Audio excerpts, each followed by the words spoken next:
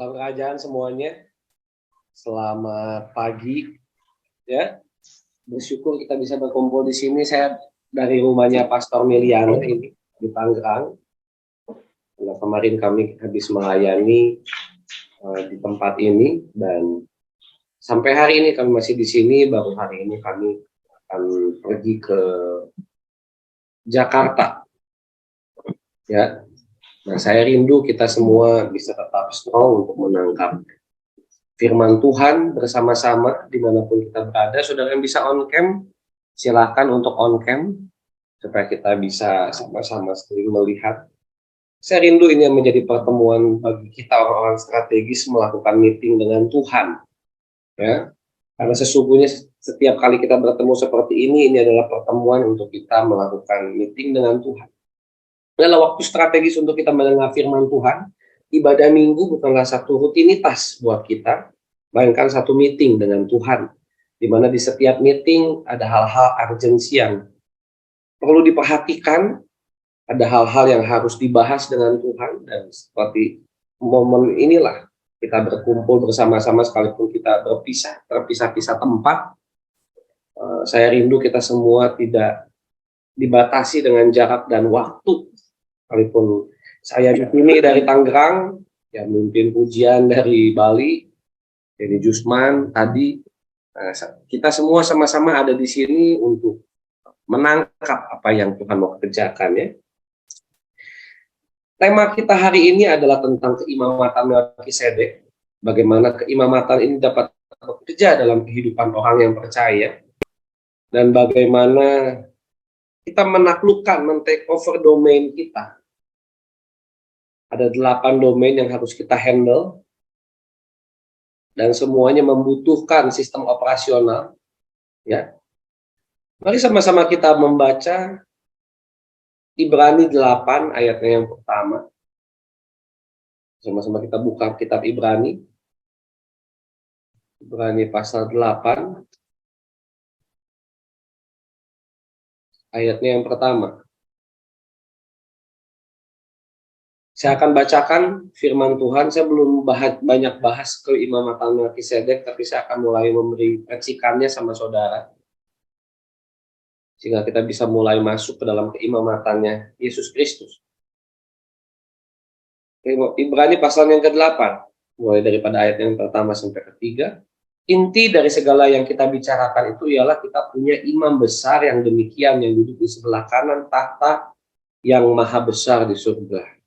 Di inti daripada perjanjian baru, inti daripada Injil adalah berbicara daripada keimamatan, imam besar yang baru. Jadi periode yang lama sudah selesai, Bapak Ibu, masuk periode yang baru, presiden baru. Ya. Dan ditulis yang melayani ibadah di tempat kudus, yaitu dalam kemah sejati yang didirikan oleh Tuhan dan bukan oleh manusia. Keimamatan yang lama, kemahnya dibangun manusia. Keimamatan yang baru, kemahnya didirikan oleh Tuhan sendiri. Yang ada di bumi adalah cerminan dari apa yang ada di surga sesungguhnya.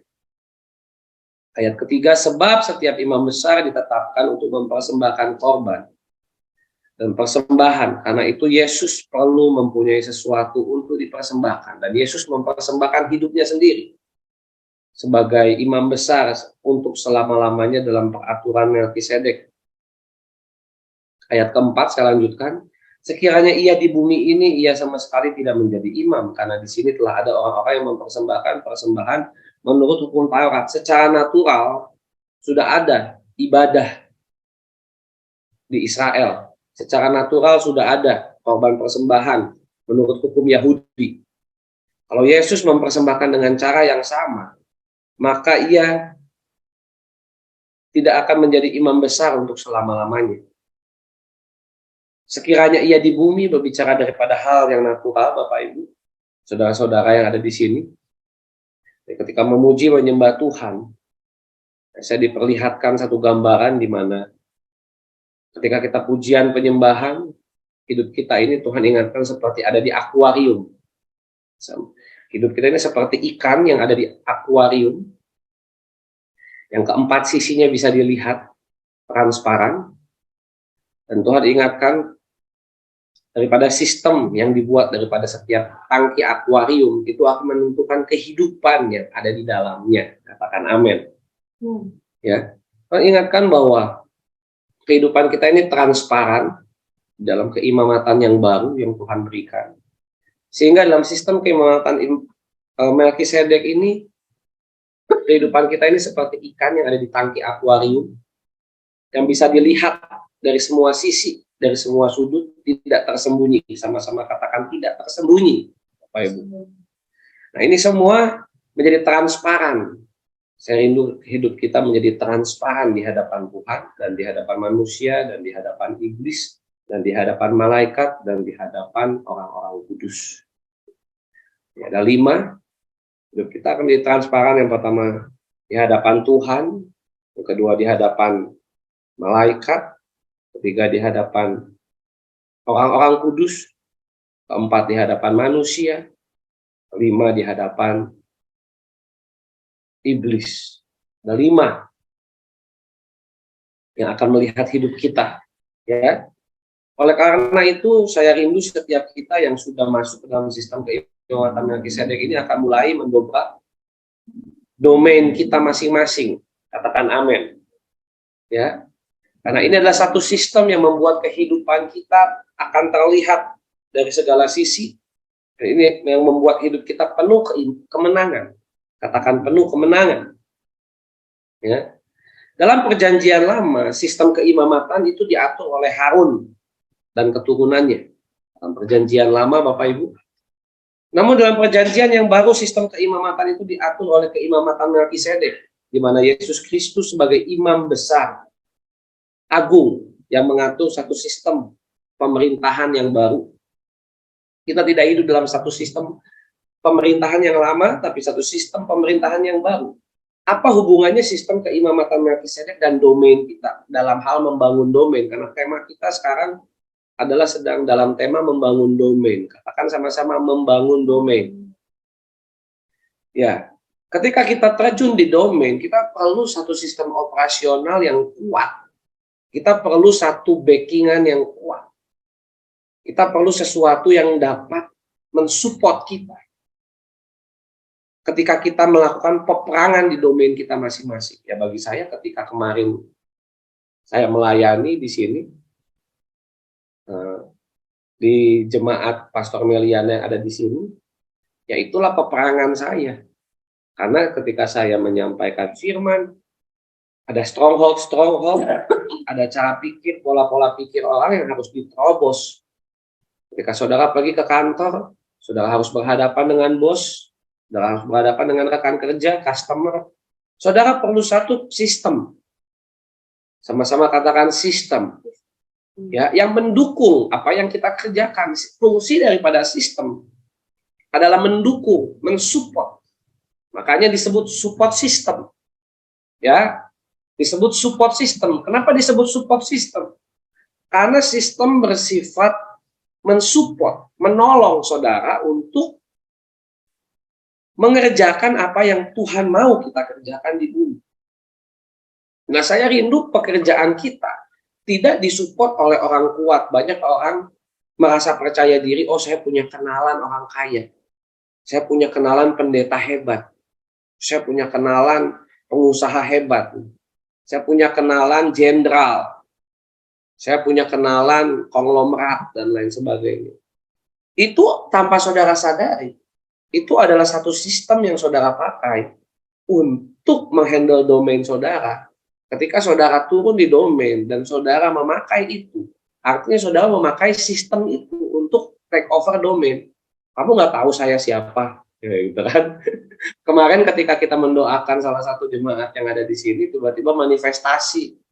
Waktu manifestasi, ibu ini tiba-tiba bilang, kamu nggak tahu siapa saya? Ya saya nggak tahu, Bu, kan kenalan aja belum, Bu. Ya ini saudara manifestasi ya, saya nggak tanggapi ya, saya usir aja. Ikat eksekusi setannya, nggak urusan. Seperti itu. Tapi ya, kadang kita memakai sistem daripada sistem dunia ketika kita di domain dengan cara kita pakai nih, saya punya orang kuat ini. Ada preman ini, ada organisasi ini, ya. yang mensupport saya. Ada orang kaya ini yang membacking saya. Ada kenalan saya ini yang mensupport saya. Nah, kita harus paham sistem keimamatan Melkisedek itu mensupport kita ketika kita terjun di domain, sehingga ketika saudara menghandle pekerjaan, menghandle pelayanan, dan lain sebagainya, saudara dapat berkata, yang membacking saya ini keimamatan Melkisedek, Yesus Kristus. Katakan amin. Bukan yang lain. Ya. Saudara catat bahwa keimamatan Melkisedek mengatur, mengakomodasi apa yang ada di surga terjadi di bumi. Saya ulangi. Keimamatan Melkisedek itu mengatur untuk mengakomodasi apa yang di surga terjadi di bumi.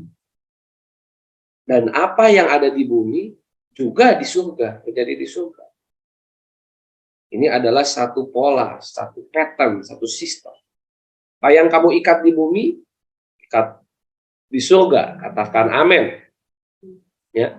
Apa yang kamu lepaskan di bumi, terlepas di surga. Ini sistem, Bapak Ibu. Dan keimamatan Melkisedek ini akan melepaskan semua yang ada di surga untuk kehidupan kita. Katakan amin. Ya. Apa yang saudara perlukan hari-hari ini, apa yang saudara sedang tunggu hari-hari ini dari Tuhan, itu diakomodasi oleh satu sistem yang sudah dibuat oleh Tuhan. Sistem tersebut dinamakan sistem Melkisedek. Karena sistem Melkisedek ini akan mengimpartasi apa yang ada di surga untuk tergenapi, untuk terjadi di bumi. Apa yang ada di ruang dan waktu diimpartasikan. Dari mana? Dari kekekalan. Jadi apa yang Tuhan mau siapkan buat saudara sudah ada di alam kekekalan. Katakan ya. Ya. Ingat, semua yang Tuhan mau siapkan atas hidup kita sudah ada di alam roh, di alam kekekalan. Jodoh saudara, karir saudara, anak-anak rohani saudara, bisnis saudara, masa depanmu, masa depan anakmu, masa depan cucumu. Ya, semua itu ada di alam surgawi. Katakan ada di alam surgawi. Ya, Tuhan sudah siapkan di dalam kekekalan. Nah, dari kekekalan ini perlu ditarik ke dalam ruang dan waktu, Bapak Ibu. Perlu diimpartasi namanya ke dalam ruang dan waktu. Nah, untuk mengimpartasikan, untuk mencairkan dana Bapak Ibu yang ada di surga, perlu sistem. Seperti kalau Bapak Ibu main Bitcoin, atau Bapak Ibu main cryptocurrency, itu kan untuk Bapak Ibu mencairkan dana dari bentuk cryptocurrency kepada bentuk akunmu, uangmu di bank, sampai engkau bisa tarik dari uang kripto tersebut, engkau tarik kepada bentuk fisik uang rupiah, uang dolar, uang yen. Itu ada sistemnya. Ketika saudara mau yang melakukan yang namanya penarikan. Jadi, kalau saudara punya uang dalam bentuk Bitcoin, dalam bentuk cryptocurrency, ya, tapi saudara nggak ngerti cara cairinnya, nggak ngerti sistemnya, mau saudara punya 1 juta Bitcoin juga, itu nggak akan bisa ngapa-ngapain. Sekarang 1 Bitcoin aja berapa ratus juta itu ya, 1 Bitcoin. Bayangkan saudara ini punya 1 juta Bitcoin, tapi saudara nggak ngerti gimana caranya cairin ini. Sampai-sampai engkau harus makan dari tempat sampah, nggak punya rumah, nggak bisa bayar kontrakan, nggak bisa beli rumah. Tapi sebenarnya orang tuamu itu punya 1 juta Bitcoin yang diwariskan. Tapi karena engkau gaptek, nggak ngerti teknologi, engkau nggak tahu ini gimana cara mencairkannya. Yang ternyata untuk mencairkan itu ada satu sistem, katakan sistem. Sehingga saudara bisa tarik bentuk Bitcoin di alam yang tidak nyata menjadi nyata dalam bentuk uang yang dapat saudara lakukan perdagangan, jual beli, bertransaksi. Yang mengerti katakan amin. Seperti inilah banyak orang Kristen. Katanya Valdrian ini punya 1 juta Bitcoin tapi lupa private key-nya. Ya, bayangkan kasihan sekali ya. Saudara punya uang 1 juta Bitcoin tapi lupa passwordnya. Kasihan sekali hidupnya. Nah, bayangkan saudara ini kan punya semua kekayaan Kristus yang ada di surga. Saudara ini punya semua kekayaan yang sudah Tuhan siapkan buat hidupmu. Tapi kenapa hidupmu hari ini susah? Hari ini utang sana, utang sini, jatuh bangun, pinjem sana, pinjem sini, kalah di domain, nggak bisa bertahan. Itu karena satu hal, mungkin saudara tadi bilang lupa password. Nah, saudara nggak ngerti sistem operasional untuk cairin kemenangan Kristus di kayu salib, sehingga saudara akhirnya ke gereja pelayanan, tapi saudara nggak ngerti caranya menang dalam kehidupan nyata. Di gereja sih hebat. Kan banyak pendeta itu kalau di mimbar tuh jadi singa. Begitu turun mimbar jadi kucing kesiram. Kenapa? Kalau di mimbar gahar kayak gitu ya. Tapi begitu turun di bawah menghadapin tantangan masalah loyo langsung. Saya pun tahu rasanya menghadapi masalah tantangan. Tapi begitu roh saya lemah, begitu saya mau down, saya langsung kuatin roh saya. Saya bilang nggak boleh kayak gini. Masa singa tiba-tiba jadi kucing kesiram? Nggak bisa kan ya. Kalau misalkan kita bilang sama jemaat, jangan khawatir. Nah, kita sendiri khawatir, kita sendiri takut. Nah, gimana? Itu yang menjadi salah satu saya kenapa setiap kali saya takut dan khawatir, saya langsung kuatin diri saya. Saya bilang, nggak bisa begini. Sama-sama katakan, nggak bisa begini. Nggak bisa seperti ini.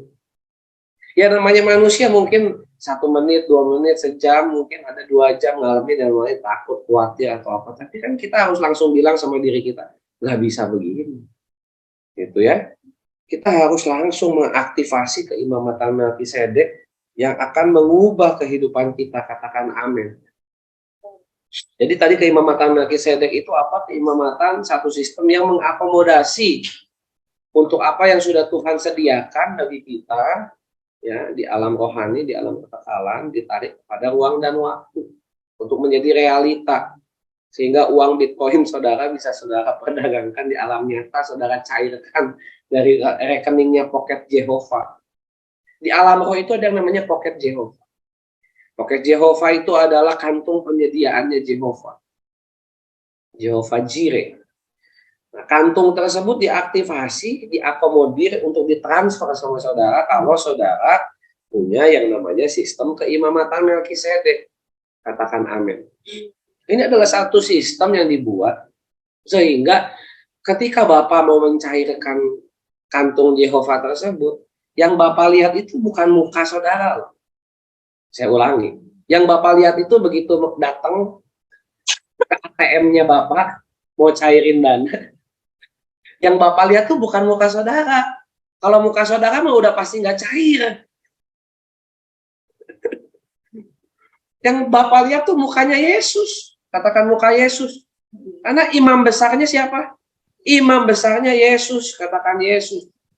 Jadi ketika saudara datang ke banknya Tuhan, dan saudara mau cairkan dana saudara mau cairkan untuk kebutuhan saudara, keperluan saudara sehari-hari, untuk pelayanan dan lain sebagainya. Yang mukanya muncul di situ bukan muka saudara. Kalau yang munculnya muka saudara, Bapak nggak akan cairkan. Yang munculnya muka Yesus. Amin. Itulah keimamatan Melkisedek. Ketika saudara pakai sidik jari, bukan sidik jari saudara yang masuk ke sistem datanya Tuhan. Tapi sidik jarinya Yesus, imam besar kita. Waktu di scanning muka, kalau masuk handphone istri saya itu mesti ada scanning muka. Waktu muka scanning, wah mukanya gagal, saya nggak bisa masuk. Mesti masukin password. Ya, mesti masukin password kalau gagal. Gitu ya. Nah, ketika saya mau coba masuk pakai muka saya nggak bisa. Kemarin kan saya cobain masuk ke handphone istri saya lupa passwordnya. Pertama dia minta muka. Waktu scanning muka nggak bisa, Bapak Ibu. Kenapa ya? Beda lah jelas ya, sekalipun suami istri menurut Alkitab satu, yang menurut sistem beda. Waktu saya masukin muka saya, dia tidak mengenali muka saya. Seperti itulah ketika Bapak Ibu berdoa sama Tuhan di surga, Tuhan, saya mau bayaran utang, tolong dong cairin dana, Tuhan saya punya keperluan untuk pelayanan, Saya minta dana dikirim. Nah itu saudara tampilin muka saudara tuh di operasionalnya sistem Tuhan. Nggak akan cair Bapak Ibu. Kenapa? Karena imam besarnya siapa? Yesus. Katakan Yesus. Jadi ketika Bapak Ibu tampil untuk minta sesuatu, yang mengakomodasi permintaan Bapak Ibu itu Yesus. Katakan amin. Bukan saudara. Jadi kalau sampai pun hari ini saudara dicukupkan Tuhan, apa yang saudara perlukan dan doa saudara dijawab, bukan karena saudara. Tapi karena siapa? Karena Yesus yang sudah berdiri di depan saudara, yang pasang mukanya untuk masuk scanning operasional sistemnya Jehovah Jireh. Sehingga dananya cair Bapak Ibu. Sehingga jawaban doanya dibawa. Yang excited katakan haleluya. Rugi mereka yang nggak datang hari ini ya, nggak bisa cair dananya. Berbahagia saudara yang hari ini datang. Saya ajarin cara saudara untuk mencairkan rekening saudara. Sehingga kalau teman saya yang pendeta itu bilang cair 777 miliar katanya.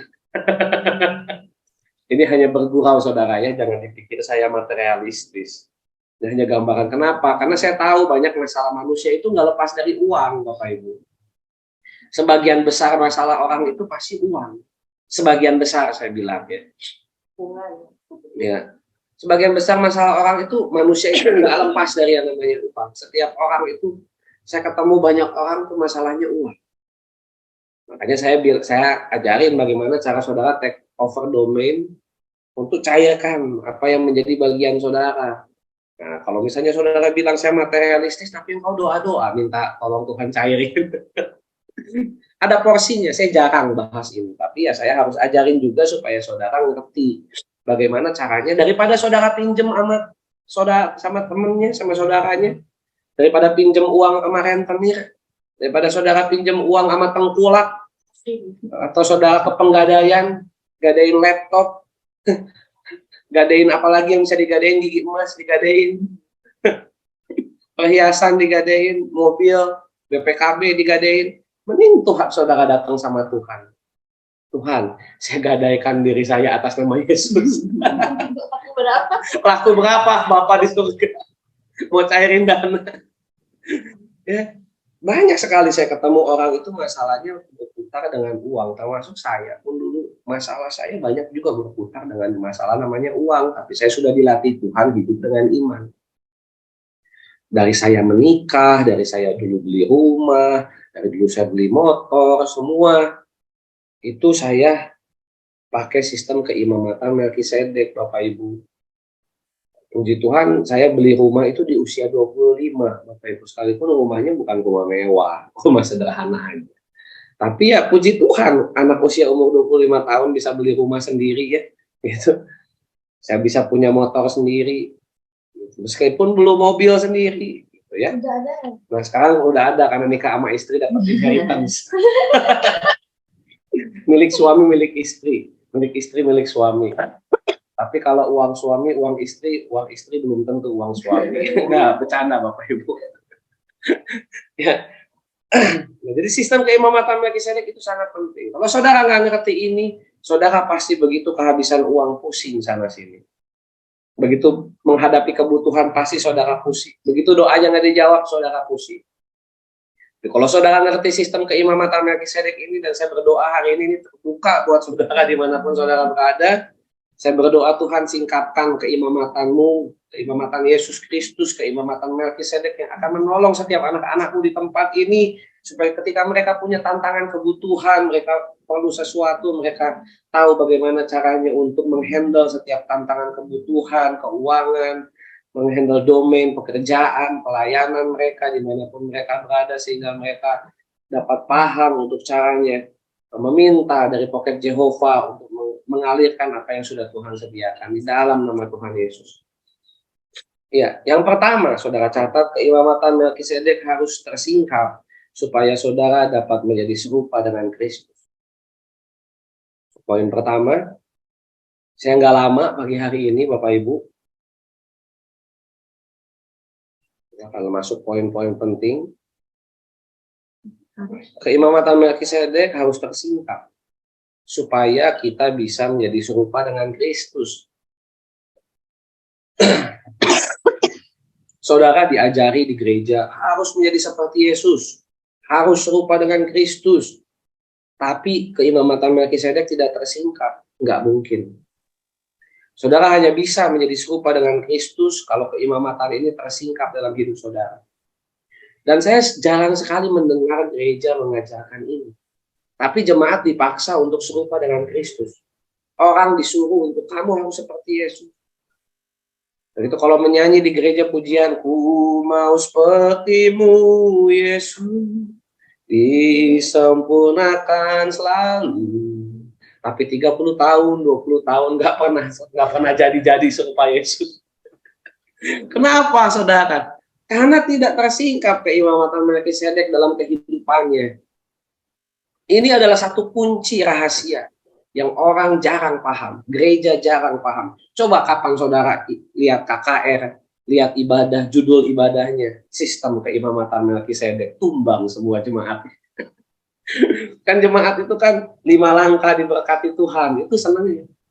Bagaimana 5 langkah bebas dari hutang, prinsip bisnis. Ketika datang prinsip bisnis kemarin, ternyata suruh bisnis dulu sama Tuhan, tolelot. Dipikir caranya menghasilkan cuan, ternyata suruh bisnis dulu sama Tuhan. Nggak apa-apa Bapak Ibu, gitu ya, karena memang kita harus menjadi serupa dengan Kristus supaya kita bisa handle domain kita. Bayangkan saudara pelayanan, tapi saudara nggak serupa dengan Kristus, hancur dunia persilatan. Bayangkan saudara bekerja, tapi kita ini nggak serupa dengan Kristus, maka ribut sana, ribut sini, pindah tempat kerja, ribut lagi, pindah pelayanan, ribut lagi. Udah 10 kali pindah gereja, ribut terus. Udah 10 kali pindah tempat kerja, ribut terus. Kan ada yang salah. Nah, artinya kita harus dibentuk menjadi serupa Kristus. Bagaimana caranya? Keimamatan Melkisedek ini harus tersingkap dalam hidup Bapak Ibu. Katakan amin. Ketika keimamatan ini tersingkap, maka kita akan memiliki pola. Sama-sama katakan pola. Kristus adalah pola kita. Bukan Daud, Bapak Ibu. Bukan Elia. Bukan Abraham. Kita boleh nggak mengajarkan mereka sebagai pahlawan-pahlawan itu. Tapi di perjanjian baru, pola kita, standarnya kita. Siapa? Yesus. Jadi salah kalau hamba Tuhan bilang, kita misalkan harus seperti Daud. Ya, kalau mencontoh yang Daud lakukan yang baik silakan. Tapi kalau standarnya Daud jangan, karena Daud jatuh dalam perzinahan. Kalau saudara pakai standarnya Daud, saya ngefansnya sama Daud. Saya ngefansnya sama Daud. Saya pengen kayak Daud lah. Gitu. Ada orang yang seperti itu kan. Standar saya siapa? Daud. Salah. Kalau standarnya Daud jatuh perzinahan. Kan Daud juga jatuh perzinahan. Ya kan nggak apa-apa. Kan ngefansnya sama Daud. Seperti itu. Standar kita dalam keimamatan Melkisedek, pola kita adalah Yesus. Katakan Yesus. Jadi ini yang akan membuat kita mengalami kemenangan di domain kita. Yang kedua,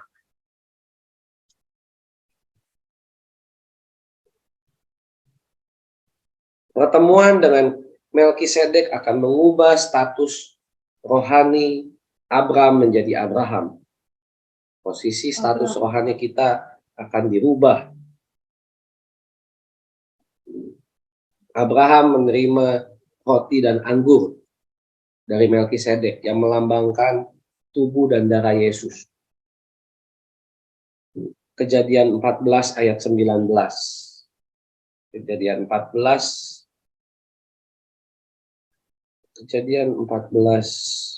ayat 19. Lalu ia memberkati Abram. Di sini namanya masih Abram, belum Abraham. Jadi Bapak Ibu kalau punya anak jangan dikasih nama Abram, langsung Abraham, biar loncat kastanya. Diberkatilah kiranya Abram oleh Allah yang tinggi, pencipta langit dan bumi. Ya. Di ayat 18 dikatakan, Melkisedek Raja Salem membawa roti dan anggur. Ia seorang imam Allah yang maha tinggi.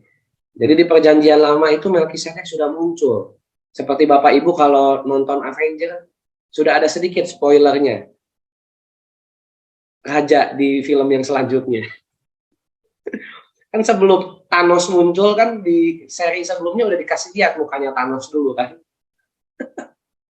Nah, di sini itu udah dikasih lihat gambaran Melkisedek itu udah dikasih spoilernya sedikit lah gitu ya waktu zaman Abraham. Nih, jeng jeng jeng jeng Melkisedek sudah muncul untuk bertemu dengan Abraham. Habis itu hilang. Nah, begitu Bapak Ibu nonton filmnya di bioskop, perjanjian baru masuk, barulah Melkisedeknya muncul gitu kan. Tapi kan di film sebelumnya udah dikasih tahu dulu.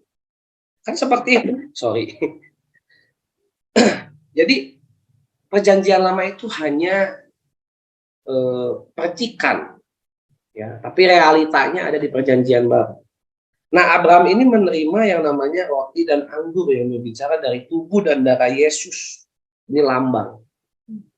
Jadi apa yang ada di perjanjian lama digenapi di masa kita. Nah, pertemuan dengan Melkisedek ini berbicara dari encounter with God. Sama-sama katakan encounter with God. Kita harus mengalami yang namanya encounter dengan Tuhan. Ya, kita harus mengalami perjumpaan pribadi. Nah, Abraham ini mengalami perjumpaan pribadi dengan Melkisedek. Artinya sistemnya sudah diperkenalkan di perjanjian lama, tapi belum launching Bapak Ibu. Apple kan biasa gitu ya. Apple launching dulu nih, akan sistem ini akan keluar. Apple sekian akan keluar, tapi kan belum dirilis resmi. Nah, di perjanjian lama udah di launching dulu. Maaf, belum di launching, baru dikasih tahu nih kodak keimamatan Melkisedek. Beli satu gratis satu Bapak Ibu. Ya, silahkan dibeli dijual terpisah kan gitu ya. Nah, begitu masuk keimamatan yang baru, masuk perjanjian baru, maka muncullah sosok Melkisedek tersebut, yaitu Yesus Kristus. Nah, ketika Abraham bertemu, poin tadi yang kedua adalah mengubah status rohani. Jadi saudara kalau nggak bertemu Yesus, maka status rohanimu nggak akan berubah. Kalau status rohanimu nggak berubah, bagaimana saudara menghandle domain saudara? Bayangkan saudara menghandle domain dengan sistem yang lama. Melayani dengan sistem yang lama, bekerja dengan sistem yang lama, terjun dalam domain dengan sistem yang lama. Yang terjadi apa? Kekalahan. Sama-sama katakan kekalahan.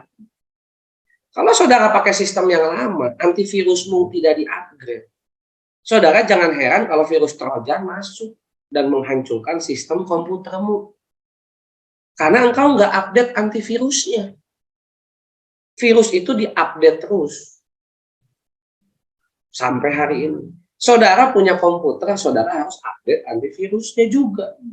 Kalau saudara nggak update antivirusnya, celaka 12. Begitu saudara masuk hutan belantara, browser, dan lain sebagainya terkoneksi dengan internet di mana terdapat banyak virus, maka yang terjadi sistem saudara mengalami kekalahan yang berakibat kepada virus tersebut merusak daripada bisa hardware-nya mungkin kena, software-nya, bahkan ada yang sampai mati nggak bisa dipakai lagi. Nah, inilah gambaran hidup saudara kalau nggak di-upgrade kepada sistem operasional yang baru.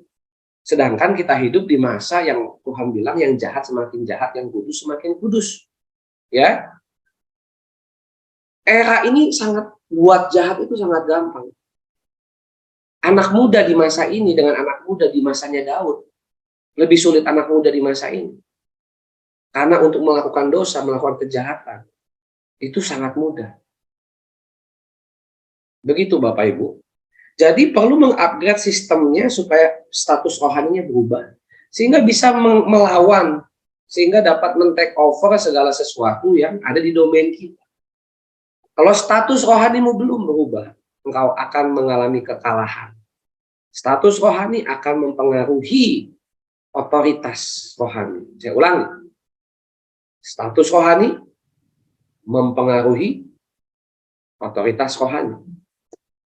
Saya ulangi, status rohani mempengaruhi otoritas rohani. Kalau status rohani kita tinggi, maka otoritas rohani kita pun tinggi di alam nyata, di alam rohani. Saya baru sadar ini ketika kami mengerti yang namanya posisi dan otoritas rohani. di mana sekalipun saya masih muda, tapi saya bersyukur saya sudah mengerti yang namanya posisi rohani dan otoritas rohani. Kalau saudara mengerti ini, hidupmu akan berubah. Apa buktinya posisi rohani dan posisi dan otoritas rohani ini diaktifasi dalam hidup saya? Saya sadar ketika beberapa waktu lalu kami mendoakan ada salah satu jenderal polisi bintang 3 yang kalau saya sebut namanya saudara pasti tahu. Ketika didoakan, jenderal polisi tersebut tersungkur di depan kami. Ya. Dan waktu kami doakan, yang ada di otak saya bukan, oh kita hebat ya, bisa mendoakan seorang jenderal bintang 3. Bukan. Tapi yang ada di otak saya adalah, Tuhan bicara, inilah dampak dari posisi rohani. Posisi di alam roh. Jenderal jasmani bisa tunduk sama jenderal rohani. Jadi bukan soal bangga-banggaan kita bisa tundukin jenderal yang ada di alam jasmani, bukan Bapak Ibu. Sekalipun dia jenderal, dan memang beneran sampai sekarang masih menjabat, sekalipun dinontugaskan karena beliau ini sangat aktif, sangat radikal. Saudara pasti tahu. Yang tahu jangan disebutkan namanya, karena ini nanti dipublis di YouTube. Ya. Tapi di situ yang Tuhan ingatkan saya, di mana ketika kita mengaktifasi otoritas rohani, sekalipun kita masih muda, kalau kita mengerti alam roh itu ada cheat-nya Bapak Ibu. Saya mau kasih tahu setiap game, mau PlayStation, mau komputer, mau Nintendo, itu biasanya ada cheat-nya, ada game shark-nya. Nah dalam kehidupan juga sebenarnya ada cheat-nya Bapak Ibu untuk mempermudah, karena Tuhan itu nggak suka mempersulit yang mudah. Kita aja yang suka mempersulit hidup kita sendiri. Tuhan itu nggak suka mempersulit. Nah, kalau kita paham posisi rohani ini, dampak kita ini luar biasa, katakan luar biasa. Apalagi saudara masih muda, saudara aktifasi ini di alam roh, posisimu dirubah dari Abraham menjadi Abraham, maka saudara akan mengalami kemenangan di masa muda saudara. Amin. Ini diaktifasi dengan bertemu, mengalami encounter dengan Melkisedek, dengan pribadi yang namanya Yesus. Kalau kita aktifasi ini, maka kita akan mengalami yang namanya pengaktifan posisi rohani. Yang ketiga, ada 5, tapi saya kasih 3 aja, Bapak Ibu. Ya, nanti sisanya kita bisa bahas ketika Apostolic Academy tahun depan di Bali. Dan saya buka dari sekarang. Sehingga nanti bisa mulai dipersiapkan sama kita untuk di tahun depan Apostolic Academy, untuk kita bisa membangun dengan optimal. Karena saya sayang kalau cuma bagiin poinnya, nggak saya bedah, nggak saya bahas, saudara cuma dapat poin. Sedangkan kalau Apostolic Academy itu kan saya bisa bahas dengan leluasa, waktunya panjang, jadi bisa penggaliannya lebih dalam. Dan yang saya bahas sekarang pun ini kan baru percikannya saja, belum penggalian lebih dalam. Yang ketiga, keimamatan Melkisedek membuat saudara dapat menerima warisan saudara. Jadi warisanmu hanya bisa cair kalau saudara masuk dalam sistem keimamatan Melkisedek.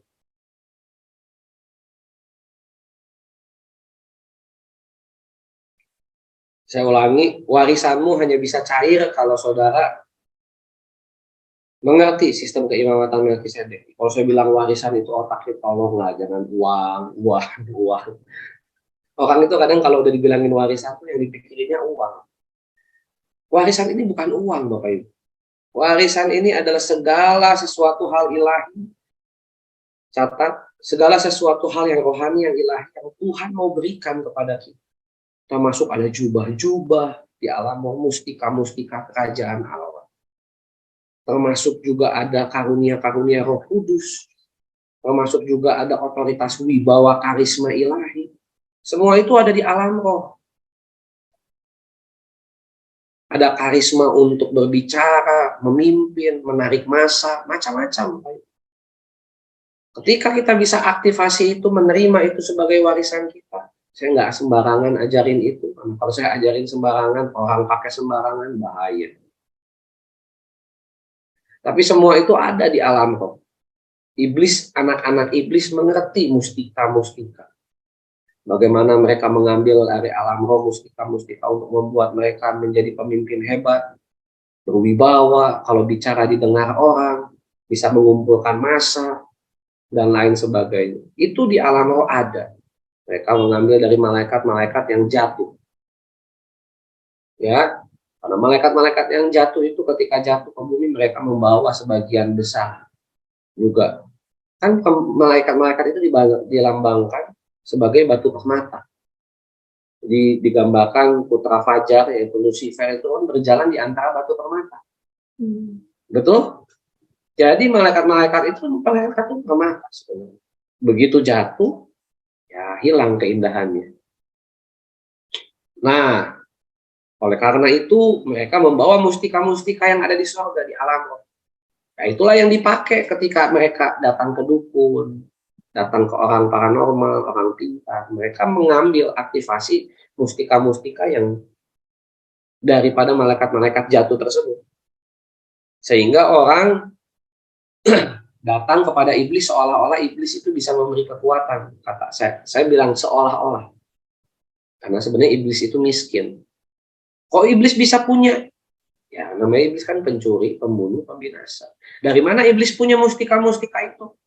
Dari mana iblis punya semua hal itu? Ya mereka mengambil daripada hamba-hamba Tuhan yang jatuh. Mengambil daripada jenderal-jenderal Tuhan yang jatuh. Jadi saudara jangan pikir, oh kalau jenderal Tuhan, pelayan Tuhan, hamba Tuhan hebat jatuh itu nggak ada dampaknya. Ada. Dirampok di alam roh. Nah, hasil rampok itu, kan hamba Tuhan itu asalnya berkarisma. Di alam roh tuh kaya, punya wibawa. Punya hal-hal yang luar biasa dari Tuhan. Ketika dia jatuh, dirampok sama setan. Nah, hasil rampokannya itulah, yang setan kan dari miskin itu jadi kaya dong, ngerampok pendeta yang jatuh kan. Yang dimana hamba Tuhan itu sering masuk alam surgawi, diimpartasi oleh Roh Kudus, menerima kekayaan dari Bapa Yesus Roh Kudus. Nah, dia jatuh dalam dosa. Dia jatuh ke dalam 1-2 hal yang membuat pelayanannya hancur. Nah, disitulah Bapak Ibu, maka diambillah semua power, otoritas, dilucuti lah kalau bahasanya peperangan Daud dulu itu diinjak bahunya. Ya kan? Kalau raja kalah kan gitu. Diinjak bahunya, diambil kota-kotanya, diambil bahkan bait suci Israel itu sampai emasnya dikerokin Bapak Ibu. Bayangin, emasnya dikerokin itu. Sampai satu batu tidak ada tersisa di atas batu lainnya. Kenapa ya? Emasnya dikerokin. Itulah yang terjadi kepada hidup Bapak Ibu kalau jatuh. Apalagi kalau hamba Tuhan, apalagi kalau pemimpin rohani. Di alam roh tuh bait sucimu tuh sama setan sampai dikerokin emasnya itu. Itu lambang, jangan dipikir itu nggak ada artinya, itu tuh ada artinya. Saya nggak bahas dalam ke situ, nanti jadi bahas dunia kok Bapak Ibu. Ya, tapi itu ada maknanya, ada artinya. Jadi jangan dipikir apa yang kita lakukan itu tidak berdampak dari alam rohani, jasmani, dan jasmani rohani. Jadi kalau kita sudah hamba Tuhan ya jangan jatuh. Warisan, kembali lagi. Keimamatan Melkisedek itu membuka warisan saudara. Sehingga saudara ini menerima warisan. Sama-sama katakan warisan. Yang rindu menerima warisannya, lambaikan tangan. Saya berdoa di dalam nama Yesus, biar saudara memahami keimamatan Melkisedek, singkapkan di dalam roh mereka Tuhan. Dimanapun mereka berada, supaya mereka menangkap keimamatan Yesus Kristus sebagai satu keimamatan yang baru. Dalam perjanjian yang baru, dalam new covenant, dalam new season, dalam kehidupan mereka. Sehingga mereka semua dan kami yang berkumpul pada pagi hari ini mengerti satu rahasia. Untuk membuka satu sistem operasional yang baru. Untuk mengoperasikan keimamatan Yesus Kristus, kami mau mengalami encounter with God. Perjumpaan pribadi dengan Tuhan, bukan dari kata orang, bukan dari kata pendeta saja. Tapi kami alami perjumpaan pribadi dengan Tuhan lewat keimamatan Melkisedek. Ketika kami datang kepada Bapa, membawa setiap doa kami, bukan kami yang dilihat oleh Bapa, tapi muka Yesus yang dilihat oleh Bapa. Sehingga saat ini kami merendahkan hati kami di hadapan Tuhan Yesus Kristus yang sudah mati di atas kayu salib, yang mengaktifasi keimamatannya Kehormatan Melkisedek imam besar agung untuk selama-lamanya. Satu korban penebusan untuk selama-lamanya. Kami terima korban penebusan darah-Mu Tuhan. Kuasa kegelapan sudah dihancurkan atas kehidupan kami. Kutuk sudah dipatahkan dari kehidupan kami. Kami hidup di dalam keimamatan yang baru untuk menerobos domain kami. Kami mengalami kemenangan untuk kami menghandle semua tugas yang sudah Tuhan berikan. Terima kasih untuk meeting pagi hari ini Tuhan. Terima kasih untuk pertemuan yang strategis. Anggota Dewan DPR MPR-Mu sudah berkumpul di ruang sidang. Dan kami menerima pewahyuan, kami menerima mandat untuk kami siap ditembak ke domain kami masing-masing. Di dalam nama Yesus kami berdoa dan mengucap syukur. Haleluya, haleluya. Sama-sama kita katakan amin. Silakan saudara, pengumuman boleh ditampilkan. Silakan. Pengumuman boleh ditampilkan Bapak Ibu. Come to Open Heaven Ministry. Let's pray together at Breakthrough Worship every Wednesday at 6 p.m. Jakarta. Mari berdoa bersama dalam Breakthrough Worship yang diadakan setiap hari Rabu pukul 18.00 Jakarta. Let's join the Apostolic class to learn more deeply about God's Word every Thursday at 6 p.m. Jakarta. Mari ikutilah kelas apostolik untuk memperdalam pemahaman Anda mengenai firman Tuhan yang diadakan setiap hari Kamis pukul 18.00 Jakarta. Join us at 30 Minutes Open Heaven Sunday Service. Experience the reality of God's Word that overflows from the house of God. Bergabunglah dalam 30 menit ibadah raya Open Heaven Ministry. Dengarkan impartasi firman dari rumah Allah agar saudara mengalami realita firman secara limpah. For those who want to sow in the form of offerings, tithes, funds for the foundation that we will manage for operation, development, and missions, you can contact Kevin at the contact number listed. Bagi saudara yang rindu menabur dalam bentuk persembahan, perpuluhan, dana bagi yayasan yang akan kami kelola untuk operasional, pembangunan, dan misi, dapat hubungi Kevin di nomor kontak yang tertera. We open for a prayer service for those who want to be prayed for. You can contact Kevin with the contact listed on the screen. Kami membuka pelayanan doa bagi saudara yang rindu didoakan. Saudara bisa menghubungi Kevin dengan kontak yang tertera pada layar. You can follow the Foundation social media and also visit the Foundation website to obtain information about the Foundation event. Saudara bisa mengikuti sosial media yayasan dan juga mengunjungi website yayasan untuk memperoleh informasi seputar kegiatan yayasan.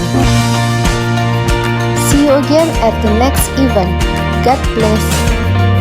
Sampai berjumpa di acara berikutnya. Tuhan memberkati.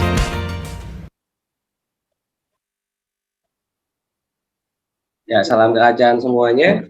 Biarlah kita menutup pagi hari ini dengan anugerah Tuhan. Silakan Pastor Stefanus untuk berdoa buat kita semua.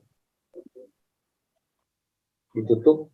Kami naikkan syukur karena di hari Sabat ini kami boleh berdiam diri, kami menerima pewahyuan daripada Tuhan sendiri. Biarlah sementara hamba Tuhan boleh berhenti berbicara, tapi kuasa kebangkitan terus bekerja, memberikan hikmat wahyu yang lebih dalam lagi Tuhan. Kami mau jalani kehidupan imamat yang Melkisedek ini dengan Engkau saja Tuhan. Sehingga setiap aspek kehidupan kami diperbaharui dan terbaharui. Terima kasih Tuhan untuk Pastor Kevin yang sudah memberitakan firman-Mu, tambah-tambahkan hikmat wahyu pengertian, supaya kami boleh menerima sesuatu yang ilahi, yang surgawi, yang daripada Tuhan.